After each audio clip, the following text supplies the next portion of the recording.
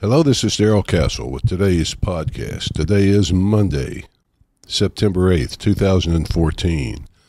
And on today's podcast, we're going to discuss President Obama's new strategy for dealing with the Islamic State as outlined in his NATO summit speech last Friday. As you know, the president announced to the world that he had no strategy for dealing with the Islamic State. He referred to ISIS as the junior varsity. Then he came back and referred to them as, quote, a cancer.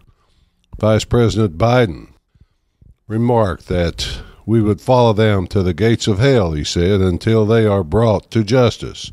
Secretary of State Kerry and Defense Secretary Hagel made similar hawkish remarks about the Islamic State. The generals, including Martin Dempsey, chairman of the Joint Chiefs, emphasized that the country is in danger and an attack is imminent, they say. General McInerney, former commander in Afghanistan, recommended that the president go to DEFCON 1, which means an attack on the United States is imminent. So who is correct? Who speaks for the president and who doesn't? Well, the president sought to clarify his strategy and put an end to the confusion with his speech at the NATO summit.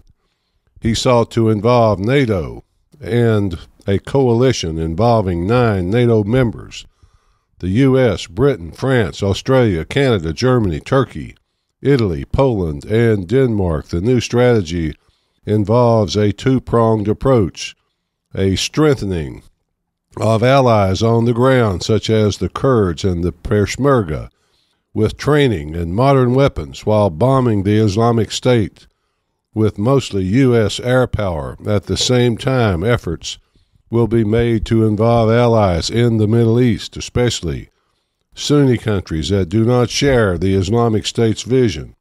Secretary of State Kerry and Defense Secretary Hagel will be in the Middle East this week to plead their case to Arab leaders. The president is said to have met personally at the summit with King Abdullah of Jordan and Turkish President Recep Erdogan. Secretary of State Kerry emphasized that there would be, quote, no boots on the ground, meaning that America would not recommit combat troops to Iraq, calling that, quote, a red line for everybody here, end quote. At the same time, Mr. Kerry was drawing his red line in the sand. Canada said it would send several dozen military advisors to bolster more than 700 American military advisors already there on the ground. Australia and Britain were mentioned for their ability to commit well-trained Special Forces troops.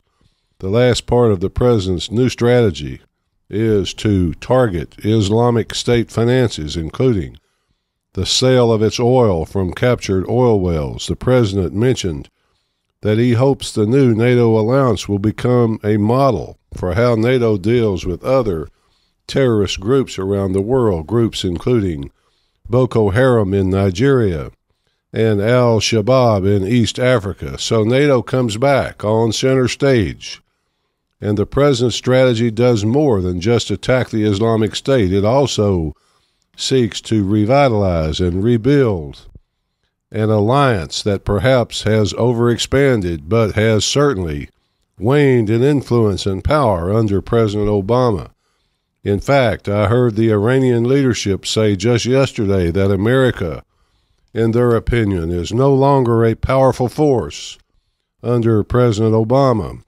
Hopefully they understand that while we here in America must endure President Obama more than 2 more years, his power to weaken and destroy us could be diluted somewhat in the November elections.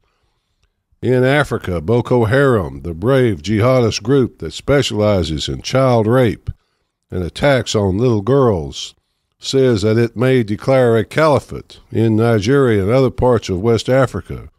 What about Al-Shabaab in Somalia? Although an American attack just killed its leader, Ahmed Godan, the group controls a great deal of territory in East Africa. Now for some good news. The Arab League nations, which consists of 22 nations, voted to take all necessary steps to oppose the Islamic State. This is indeed good news because most Arab states are members, and it shows they recognize the threat to civilized people everywhere around the world.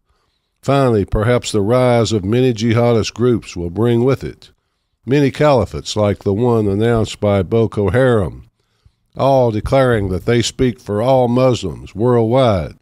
Competition will inevitably occur, causing, perhaps, the groups to weaken and burn out like a contagious virus.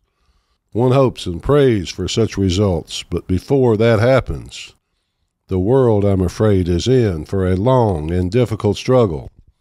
At least that's the way I see it, folks. Until next time, this is Darrell Castle. Thanks for listening.